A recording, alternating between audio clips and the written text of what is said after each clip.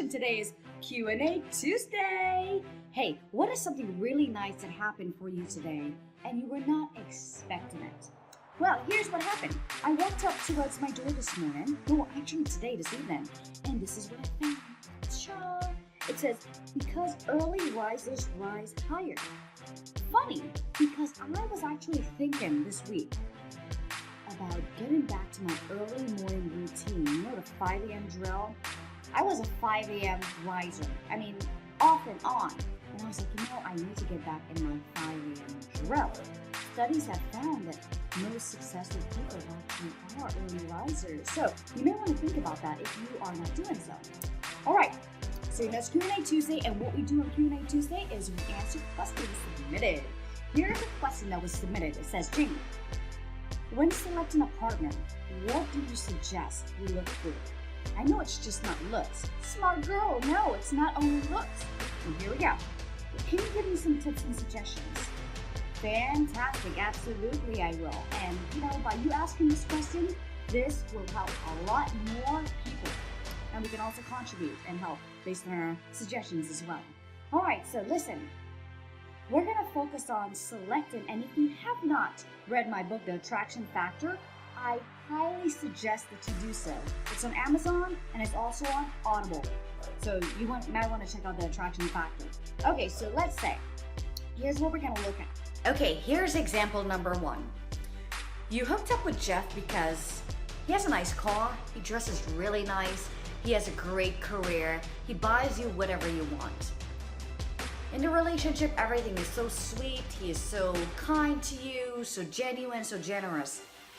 Now, after months, Jeff prefers to, after work, spend time in a strip club. He also drinks heavily. And you find his behavior becoming a habit. Now you need to stop. What attracted you to Jeff? Were you just looking at everything he has? This is where character plays a huge role. So this is an example where it's a red flag. Yes, it's nice when someone has materialistic value to them, but there's also a deeper side, because remember, materialistic can be there one day and cannot be there one day, right? But what stays is that person's character. So that's a red flag. Here's another example. Your partner looks like Magic Mike. That is the first thing that you notice in him and the only thing that you kept noticing. The sex is great. He has a fantastic, phenomenal body. This can also appear to a guy that has a female partner that is so attractive. Now, their body is so attractive that you don't pay attention to anything else. So, for example, let's say you're a woman and your boyfriend, let's say it's Mike, has a lot of female friends. Now, these female friends are always around him. He's always touching them, calling them, texting them. Now, there's not a problem with that. We can all have friends of the opposite sex, right? But this is beyond, it seems like, it's just beyond something you consider friendship. And then he always says, hey, they're just friends. And it seems like he gets all his attention from all these women. And it's not like he deflects them, he actually likes it.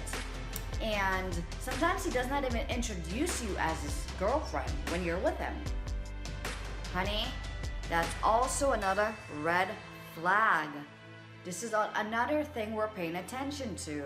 We're looking at the outside qualities and we're not paying attention to character. Here's another example. You're dating, let's say Mike, for months now.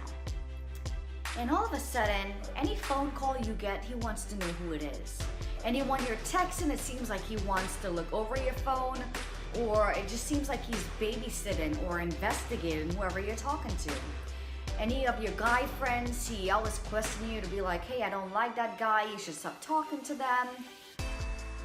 So all these things, it seems like he's trying to box you up. And you're like, okay, at least he loves me because he doesn't want me to talk to anyone, so he probably really likes me. You know, he doesn't want me to talk to anyone. He's getting jealous. And to you, that's a good thing. Until one day, let's say you're talking to your best friend who is apparently a guy, and Mike does not like it, and he smacks you in the face. Now that's a wake-up call. But some women, it's really not a wake-up call, because then they continue in the relationship. Honey, that's a red flag. Here's another example. You're always trying to better yourself, read more books, hang around people that you can learn from, and your partner is always putting you down. You're not smart enough, you're not pretty, why are you wearing that dress? You shouldn't hang around those people, you should not be reading that book. Honey, that is a red flag. Another example, you always seem to be the one willing to communicate, share ideas, get input from your partner, and he just doesn't want to listen. He does not want to communicate, he does not feel like communicating, and he always puts it off. Always puts it off. Honey, that is a red flag. Now by now, some of you may be asking, Jamie, is everything a red flag for you? Listen, character plays an important role.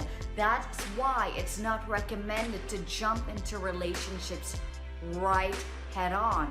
It's good to start as friends and then develop into a relationship is the best thing ever. Because sometimes when we put a label on there, we feel like we're pressured to act a certain way or do a certain thing. But it's best to just be yourself, right? Have your partner be whoever they are. Starting off as friends is the best advice I will ever give, because you want to spend time to get to know that person. Not just the house they live in, the car they drive, the money that they make. Their character is an important quality you want to pay attention to if you want meaningful long-term relationships. It's not just with a partner though, it's with friends, business associates. This plays a huge role in relationships, regardless what form of relationship it is. Hey, I thank you again for this Q&A Tuesday. Thank you for participating with your comments. What is something you look for when starting a relationship? Please feel free to share your comments, like, comment, share, subscribe, email me jamie@jamiehirsch.com, and stay tuned for the next Q&A Tuesday. Peace out.